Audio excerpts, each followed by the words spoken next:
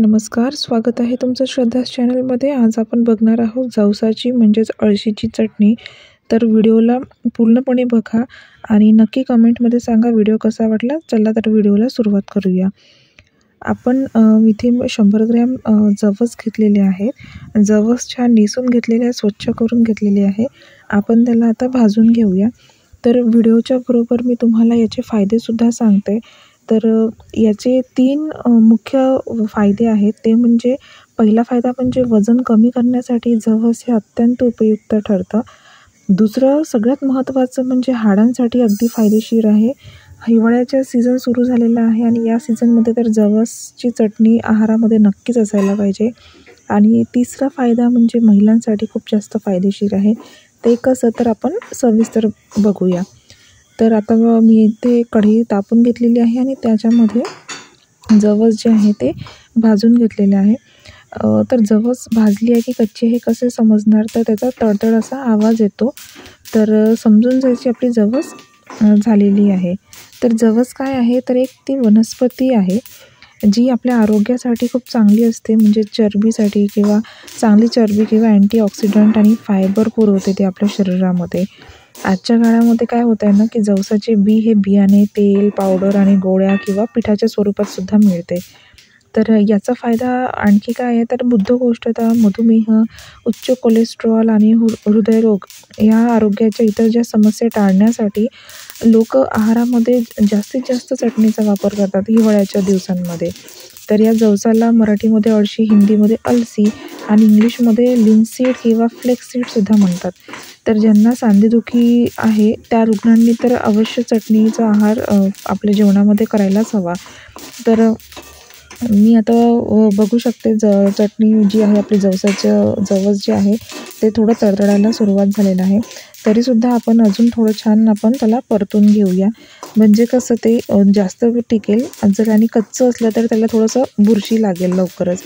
त्यामुळे काय होतं ना, आपण छान परतून घ्यायचं आणि मग 2 आठवडे, 3 आठवडे किंवा जास्तीत जास्त महिनाभरसुद्धा ही चटणी जी आहे ते तुम्ही स्टोअर करू शकता। तर काय असते ना, लोकांच्या शरीरामध्ये ज्यांना स्नायूची कमतरता असते त्यांच्यासाठी ही फायदेशीर आहे। म्हणजे महिलांमध्ये जसं आपण बोललो की महिलांसाठी सुद्धा ही जवसाची चटणी फायदेशीर आहे।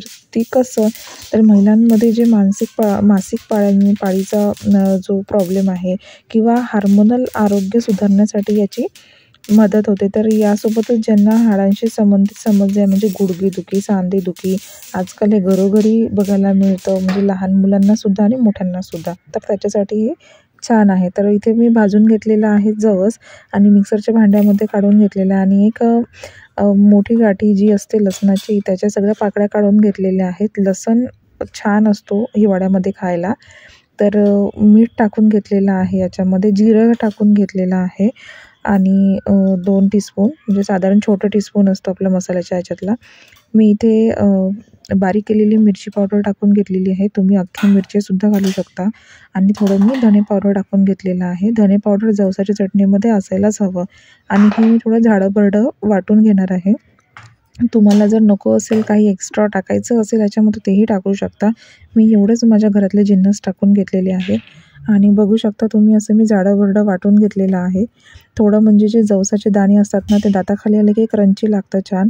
जर तुम्हाला आवडत नसेल तर अगदी बारीक वाटण केलं तरीही चालेल, पण मी इथे थोडं जाडसर ओबड-धोबड असं करून घेतलेलं आहे। तर मी आता हे सर्व्ह करते एका बाउलमध्ये आणि तुम्हाला दाखवते झटपट होणारी आणि आरोग्याला अगदी फायदेशीर असणारी चटणी, जी आता खरंच हिवाळा सुरू झाला आहे आणि तुम्ही सगळ्यांनी लहानांपासून मोठ्यांपर्यंत नक्की हे आहारामध्ये घ्या। 1 महिना तरी वापरून बघा, दोन्ही टाईम जेवणासोबत घ्या। तुम्हालासुद्धा जाणवेल, पायऱ्या चढतानासुद्धा तुम्हाला गुडघ्यांमध्ये त्रास होत असेल, दुखत असेल तर हे त्याने नक्की कमी होतं। आणि असंच जर व्हिडिओ तुम्हाला फायदेशीर ठरत असेल माझे व्हिडिओ तर नक्की लाईक करा, सबस्क्राईब करा आणि शेअर करा। खूप लोकांना शेअर करा आणि कमेंटमध्ये सांगा की कशी वाटली ही चटणी आणि तुमचे प्रतिक्रियासुद्धा तुम्ही कमेंटद्वारे मला सांगू शकता।